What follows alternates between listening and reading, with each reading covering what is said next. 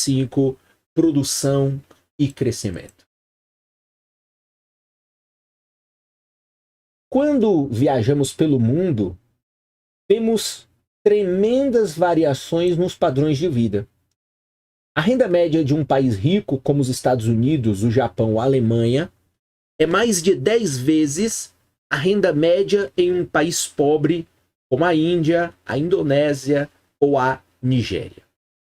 Fazendo aqui só um parêntese, e essa variação no padrão de vida, do qual vão revelar as rendas médias, como este é um livro traduzido no ano de 2014, há uma certa defasagem dos dados. Então, caso você deseje procurar como estão as rendas médias dos países, em geral, publicados anualmente nas principais agências multilaterais internacionais, então você pode encontrar dados atualizados no Fundo Monetário Internacional, na Organização de Cooperação para o Desenvolvimento, a chamada OCDE, e você pode encontrar dados atualizados também nos sites das Nações Unidas. Então, essas três fontes podem lhe dar dados atualizados caso você deseje ver como é que esses países se movimentam em termos de renda média. Porque, como falou aqui, Estados Unidos, Japão e Alemanha continuam ricos, mas você tem variações nos países mais pobres, como Índia, como Indonésia, como Nigéria, como o próprio Brasil, do qual você pode saber como é que está o posicionamento em termos de renda e de geração de riqueza nesses países.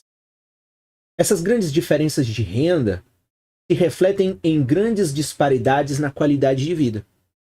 As pessoas nos países mais ricos têm melhor nutrição, moradia mais segura, melhor atendimento de saúde e maior expectativa de vida, além de mais carros, mais telefones e mais televisores. Então, o capítulo começa dando ênfase a uma coisa muito importante, que é o seguinte: ter renda e ter qualidade de vida significa ter acesso não só a serviços que permitam uma melhor qualidade de vida, mas também ter acesso a bens que são considerados bens que dão não só satisfação do ponto de vista da sobrevivência, mas também que dão satisfação social, o que consequentemente melhora a noção do que seria o bem-estar da sociedade. Então, mais renda significa mais consumo, mais acesso a bens e serviços, e consequentemente mais acesso a bens e serviços significa, portanto, mais qualidade de vida. Ok? Então, são apenas algumas questões introdutórias que são fundamentais para você ter a ideia de como a economia enxerga isso. Então, aqui, nessa noção sobre economia real de longo prazo, que nada mais é do que também uma noção de desenvolvimento, da macroeconomia do desenvolvimento, portanto, uma noção materialista, ou seja, a comparação do que a gente vai ver ao longo do capítulo é mais bens materiais, mais acesso a serviços, como serviços de saúde, significa, portanto, melhor qualidade de vida. E para ter isso, é preciso ter mais renda. Mesmo dentro de um só país, há grandes variações no padrão de vida ao longo do tempo. Nos Estados Unidos, durante o século passado, a renda média medida pelo PIB real per capita aumentou cerca de 2% ao ano. Embora 2% possam parecer pouco, essa taxa de crescimento significa que a renda média dobra a cada 35 anos. Por causa desse crescimento, a renda média de hoje é cerca de 8 vezes maior que a renda média de um século atrás. Com isso, o norte-americano típico desfruta de maior prosperidade econômica que seus pais, avós ou bisavós desfrutaram. E aí aqui tem a questão da reflexão do padrão de vida e da renda ao longo da história de um país. E, como aqui está colocado, é preciso entender que, inclusive dentro dos países, você tem padrões de vida diferentes. Então, aqui, por exemplo, está falando dos Estados Unidos. Mas, com certeza, o padrão de vida de um nova-iorquino não é a mesma coisa do padrão de vida de um texano. Então, ou de um um, um americano que reside, que trabalha na Califórnia, na Califórnia do Sul. Então, dentro do mesmo país, você pode ter uma série de variações de renda. Então, o padrão de vida ele vai sofrer variações ao longo do tempo.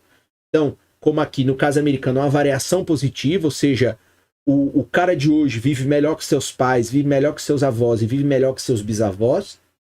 Mas também é preciso fazer comparações dentro do próprio país, porque também essa reflexão tem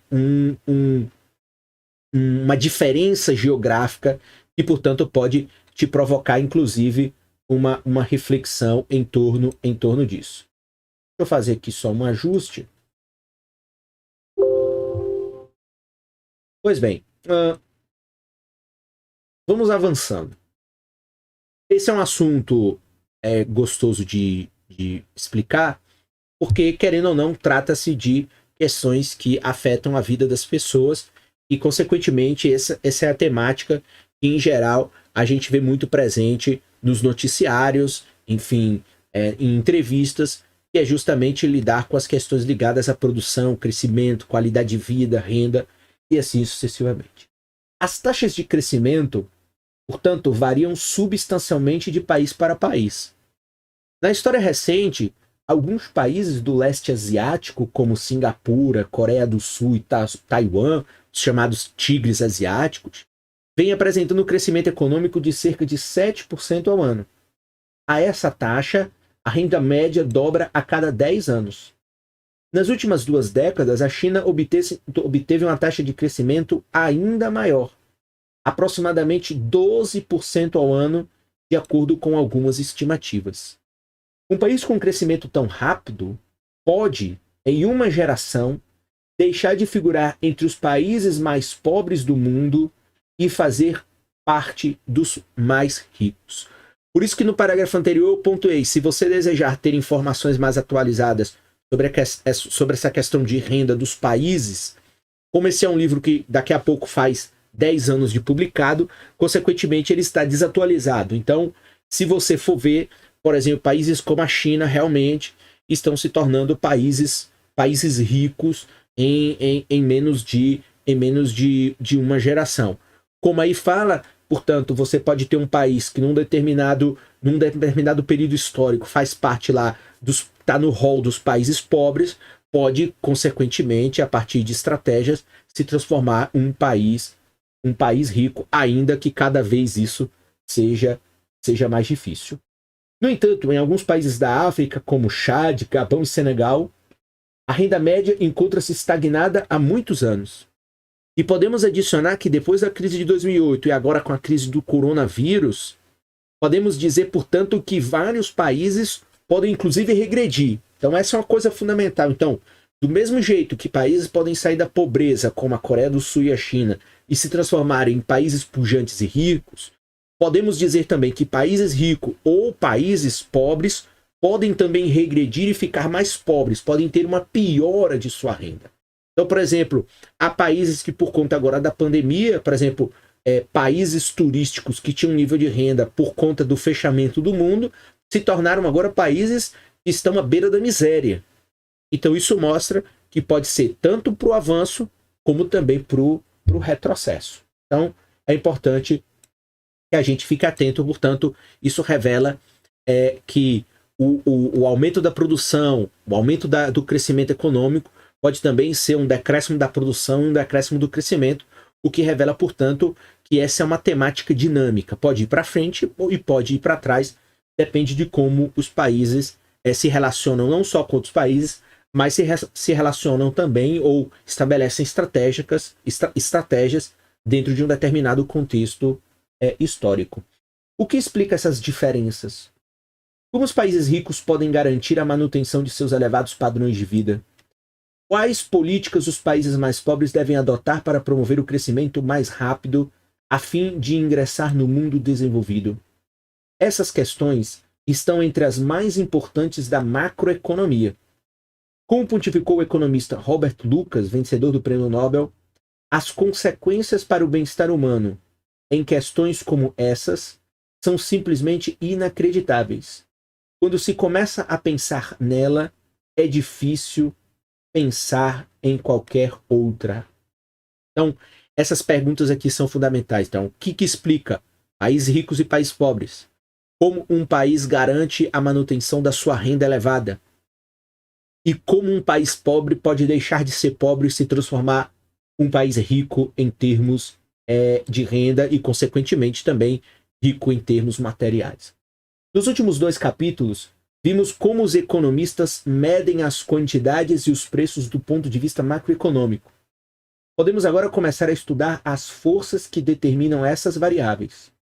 Como vimos, o produto interno bruto de um país mede tanto a renda total auferida na economia, quanto o gasto total de bens e serviços nessa economia. O nível do PIB real é uma boa medida da prosperidade econômica, e o crescimento do PIB real é uma boa medida do progresso econômico. Neste capítulo, vamos nos concentrar nos determinantes de longo prazo do nível e do crescimento do PIB real. Então, ao passo que nos capítulos anteriores, 23 e 24, a gente fala do PIB, do ponto de vista de como se medir, como se registra. Agora a ideia é ver justamente o nível do PIB, se ele é um PIB que faz daquele país, quando comparado, um PIB bom, um PIB de rico ou um PIB de país pobre, e o crescimento desse PIB ao longo de um determinado período histórico. Mais adiante, estudaremos as flutuações de curto prazo do PIB real em torno de sua tendência de longo prazo. Prosseguiremos em 3 etapas. Primeiro, examinaremos dados internacionais sobre o PIB real per capita. Esses dados nos darão uma ideia do quanto o nível e o crescimento dos padrões de vida variam ao redor do mundo. Segundo, examinaremos o papel da produtividade, a quantidade de bens e serviços produzida por cada hora de trabalho. Mais especificamente, veremos que o padrão de vida de uma nação é determinado pela produtividade de seus trabalhadores, e examinaremos os fatores que determinam a produtividade de uma nação. Terceiro, examinaremos a ligação entre a produtividade e as políticas adotadas por uma nação. Então, vamos analisar, a partir da próxima sessão, o PIB per capita, fazendo uma análise comparativa internacional. Vamos ver o que é produtividade e depois, na terceira sessão, o Menkyu coloca aí uma análise de produtividade e políticas econômicas para ver qual é a importância de você ter em um país empresas que são produtoras, qual é a importância delas terem trabalhadores cada vez mais qualificados, máquinas cada vez melhores para produzirem cada vez mais em menos tempo, com menos fatores de produção, auferindo, portanto, mais riqueza com a mesma unidade de tempo.